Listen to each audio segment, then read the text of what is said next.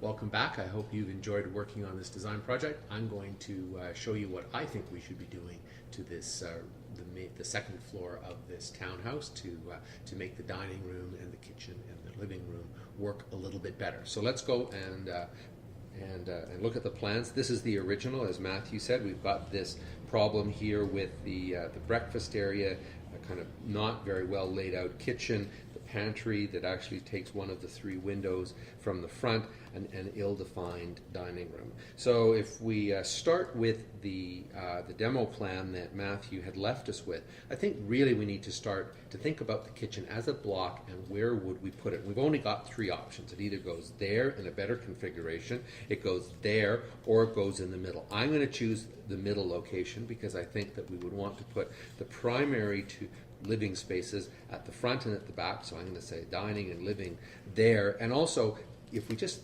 consider the overall length of the project, having the kitchen in the middle means that you're going to be able to look out both ways or one way or the other, and you're not really going to be all that isolated because the unit isn't all that long. If it was a really long unit, I would really maybe reconsider that. But I think that given the location of the stairs and that central area in the plan, that we can very easily just get the kitchen in that. Now we got a couple of other things that we need to think about. One of them is a circulation path, because we're coming up the stair. We're doing all of this with the stairs. We've got access out to the deck back there. I think that we want to try to keep a zone here as open as possible. Let me just erase the rest of that. So that means that anything that we're going to do to the kitchen isn't going to start until about there. We also need to make sure that we leave probably about 11 feet 12 feet as a minimum for the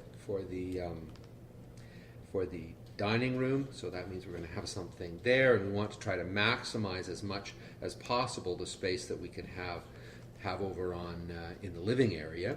And so we also want to be able to get in. So I think we're going to be looking at two counters like that, and we'll probably also want to be able to circulate that way. So probably another counter like that. So given that kind of overall organization, I'll show you the final. You can see what we've actually done. What I've done is I've created a wall because I wanted to have a bit of a separation. So I've got one wall there and a wall here, and then that allows us to have one counter that comes around, just notches around that side so that we get a bit of detail, a place to put a vase of flowers or something, just to give some visual detail and a little bit more formality to the living area. Then I have another counter on this side that's 3 feet deep so that it can have some stools on that side, and then this is a floor-to-ceiling pantry with the refrigerator built into that. And you notice the dotted line right there. Let me just clean this up so that you can actually see it. That dotted line actually means that there's a drop ceiling right there to just provide a bit of a drop in the kitchen area and to define that space underneath or above the stools. Then just to finish things off, I'm going to put a piece of millwork there that can hold the television. That gives a visual focus for the living area, which we can put a sectional there, a couple of other different arrangements, maybe a table, and then we've got a nice big space for the dining room that is centered on the three windows that go out to the street, and really I think takes better advantage of all of that. As you can just to finish off, you can, when we're standing in the kitchen, we can both look. If we're standing there, there's me in plan. You can look this way out those windows, and you can also look that way. I should say that it's also possible, without any real change, to just reverse this and have the counter face out into the family room, if that's really the way you would want that. It doesn't really matter. It could reverse either way.